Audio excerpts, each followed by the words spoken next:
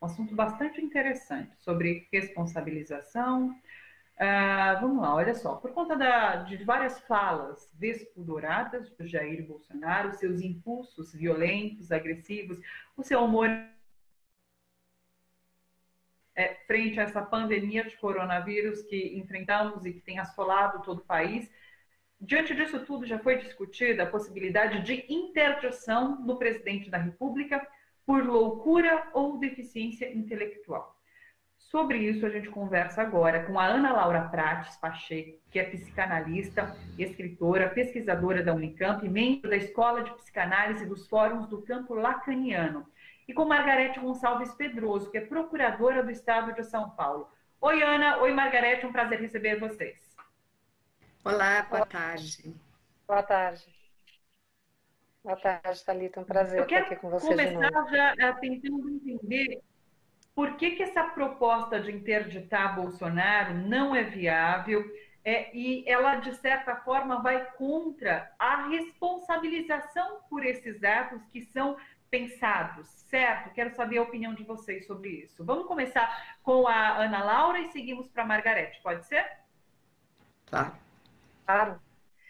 Bom, boa tarde a todos. Essa discussão é muito importante, realmente, porque esse tema da responsabilização é um tema muito caro a todos nós psicanalistas, e essa campanha ela foi um momento muito feliz de união entre psicanalistas, juristas, advogados, jornalistas, designers, todos voluntariamente criaram essa campanha no sentido de esclarecer e informar a população de por que a gente considera que essa ideia de interdição do Bolsonaro, ela é uma ideia muito bem intencionada politicamente, no sentido de que há um consenso de grande parte da sociedade, no sentido de que ele de fato não tem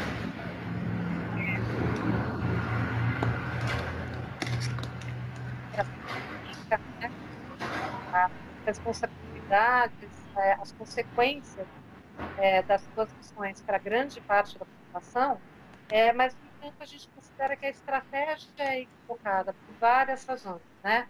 Então, num primeiro ponto de vista, a gente poderia dizer assim que a interdição, o que ela faria, na verdade, seria tornar o Jair Bolsonaro inimputável. Isso depois a Margarete pode falar um pouco mais sobre isso, mas o que significaria que ele não teria, seria reconhecidamente, não é, irresponsável ou sem condições de responder pelos seus crimes ou suas ações, né? Bom, do ponto de vista de nós da área mais especificamente nós psicanalistas, isso seria um retrocesso enorme, né? Porque foi uma luta histórica de todos nós no sentido de despatologizar a questão da e a questão da deficiência. Quer dizer, hoje é um pensamento totalmente retrógrado esse de que a pessoa deveria ser penalizada, afastada das suas funções, ou que ela não seria capaz de responder pelos seus atos pelo fato dela ter alguma doença mental ou ter alguma deficiência, né? Então, o primeiro aspecto que a gente acha importante é que isso vai contra toda uma luta histórica no sentido de humanização, né, do tratamento aos doentes mentais e aos deficientes mentais, que são duas coisas diferentes, né? Uma coisa é alguém que tem por alguma deficiência intelectual, alguma dificuldade com o pensamento abstrato, com a linguagem, com a fala, com o raciocínio lógico, isso são considerados deficientes. E, por outro lado, nós temos considerados doentes mentais, que são pessoas que têm transtornos, né, que muitas vezes ficam um pouco confusas, que têm comportamentos, às vezes, explosivos, persecutórios. Aí a gente tem uma série de classificações que variam um pouco, dependendo da abordagem que você adota, né, a psiquiatria tradicional, a psicanálise, enfim. Mas, seja qual for o ponto de vista, o fato é que o diagnóstico clínico ele serve para tratamento, né? Ele não serve para uso de poder e de confiscar a cidadania do sujeito. Isso é muito importante porque, se em nome da gente afastar o Bolsonaro, a gente consente com um retrocesso histórico, isso pode comprometer dezenas, centenas, milhares de pessoas, né? Que depois esse mesmo artifício, digamos, essa mesma ação pode ser usada contra outras pessoas que absolutamente não tenham cometido crimes, né? Ou não tenham feito atitudes que comprometem terceiros, né? Então, esse é o ponto mais importante para nós da área psi. E o outro ponto, bem rapidamente, eu acho que é a questão de que isso, de alguma forma, colocaria toda a, vamos dizer assim, a causa do que está acontecendo, desviaria a questão política e localizaria no indivíduo Jair Bolsonaro, né? Como se a questão fosse a gente, então, interditar o Jair Bolsonaro, tirar ele da cena pública, não através de processos que são processos do direito, enfim, né, da democracia brasileira, mas que estaria tudo resolvido como se não fosse toda uma série de condições, né, do laço social que inclusive levaram o Bolsonaro a ser eleito presidente da República. Sim, Margareth, seria uma forma, inclusive, de reconhecer uma incapacidade e ele não responderia pelos atos criminosos que tem praticado. Exatamente. Eu acho que uma coisa bem importante dizer, né, como a Ana Laura colocou aqui, nós tivemos um grande avanço na legislação no que diz respeito às incapacidades, né, que hoje a gente nem pode mais falar sobre incapacidade em si. Então, quando a gente reacende esse debate sobre interdição, sobre que qualquer ato, digamos, criminoso passa a ser um ato que é de alguém que não tem capacidade mental para isso, a gente relativiza isso. 2, a gente regride no trato, inclusive, das pessoas com deficiência, que desde 2015, depois de um tratado assinado pelo Brasil, né, que é a Convenção de Nova York, e depois, com o ingresso dessa convenção na legislação brasileira, que foi sancionada pela presidenta Dilma, que é o Estatuto da Pessoa com Deficiência, passa a considerar que a doença mental ou uma deficiência mental não é uma incapacidade a ponto de tornar essa pessoa inviável para os atos da vida civil. Isso depende de uma série de outras circunstâncias que analisa a capacidade de vontade dessa pessoa, de discernimento, que não é o caso do nosso presidente. Afinal de contas, todos os disparates que ele sempre fez, que é enaltecer torturadores, falar sobre naturalizar o estupro, pregar o estupro, hoje, né, relativizar até o próprio assassinato da vereadora Marielle Franco, isso não está bem longe de ser incapacidade, né? Está bem longe de ser algo que tira o discernimento dele e a capacidade de exprimir sua vontade. Ele foi eleito assim. Ele é uma pessoa capaz a exercer o cargo dele e capaz de agir de acordo com a lei civil.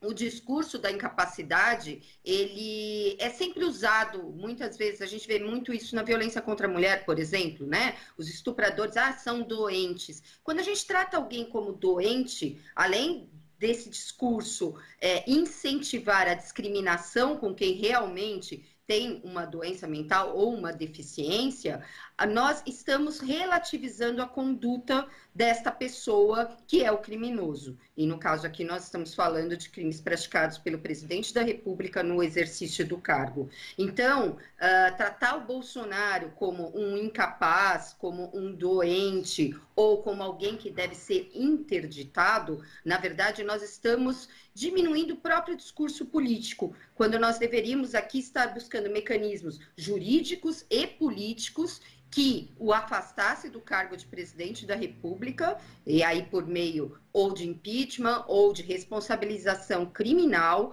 tá? E que realmente o responsabilizasse por todos esses atos que ele praticou, né? Nós temos hoje um pedido de abertura de inquérito policial lavrado pelo Procurador-Geral da República e que imputa ao presidente Bolsonaro 7 crimes, só com base no que o ex-ministro da Justiça falou. Fora todos os outros crimes, né, que a gente já sabe, né, desde a apologia à tortura, apologia ao estupro, que até hoje permaneceram impunes e fez com que aquele ex-deputado, na verdade, se elegesse presidente da República. Então, vamos parar de relativizar, vamos tratar com responsabilidade aquilo que nos gera tantas consequências e tão graves. Perfeito. Eu vou fazer só uma última pergunta para Ana Laura. Você fala sobre essa questão da individualização, né, da loucura ser do presidente, e daí a gente descola de um projeto político que ele faz parte. Você acha que a gente deve passar a encarar dessa forma? Tudo que ele fala é, de fato, muito bem pensado e não só loucura por parte dele, não é uma coisa de explosão, de momento, mas sim, a gente tem que entender que faz parte, de repente, de um projeto político do qual ele faz parte? Olha, Thalita, assim, eu não teria como dizer se ele controla absolutamente tudo que ele fala, né? Eu não o conheço pessoalmente, não o escuto, não tenho qualquer contato pessoal com ele. Mas sim, o que eu posso afirmar é que há um projeto político que o elegeu. Há grupos de interesse, há grupos de poder, então, há grupos econômicos. Então, de um ponto de vista político, eu acho que seria até ingênuo a gente achar que as ações do presidente são assim intempestivas, ou que ele acorda de manhã e resolve fazer uma coisa ou falar uma coisa. Os discursos são elaborados, há grupos por trás, há toda uma equipe que prepara, né? Então, evidentemente que ele não escreve aqueles discursos sozinho, né? A gente sabe que mesmo aquela claque que está ali esperando ele sair para fazer aquelas cenas, muitas daquelas pessoas não estão ali por acaso, já foi revelado isso pela própria imprensa. Então, do ponto de vista da figura do Jair Bolsonaro, é evidente que ele representa, ele é a pessoa que nesse momento convergiu, não é?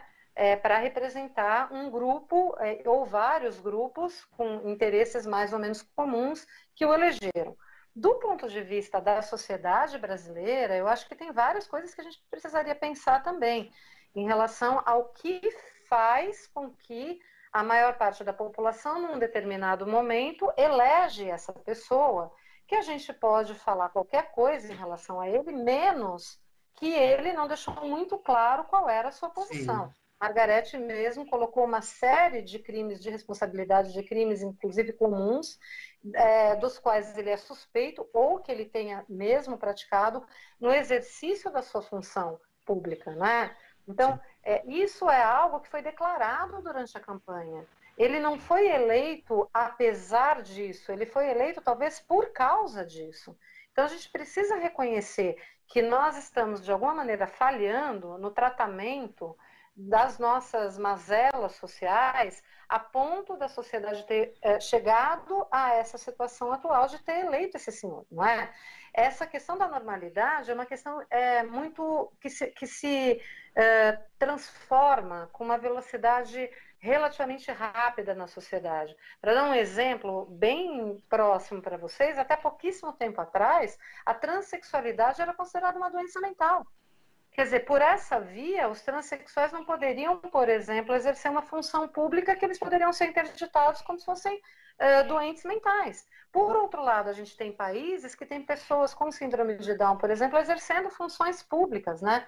Então, vocês vejam como essa questão do que é considerado excêntrico, do que é considerado, para grande parte da população brasileira, esse comportamento do Jair Bolsonaro não é considerado normal, né?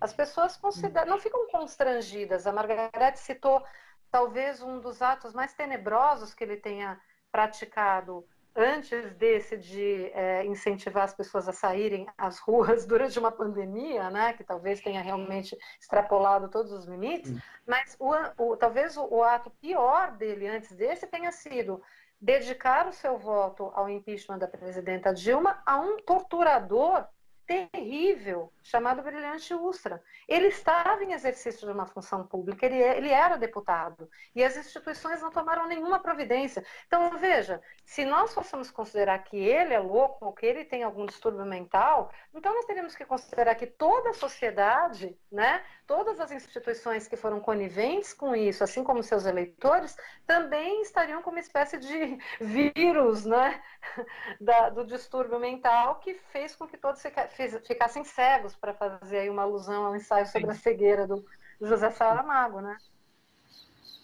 Conversamos com Ana Laura Prates Pacheco, psicanalista e pesquisadora, e Margarete Gonçalves Pedroso, que é procuradora do Estado de São Paulo. Uma conversa excelente, queria ter mais tempo com vocês, mas a gente encerra agora às 4 horas. Obrigada demais, Ana Laura. Obrigada, Margarete. Até uma próxima. Obrigada. Até.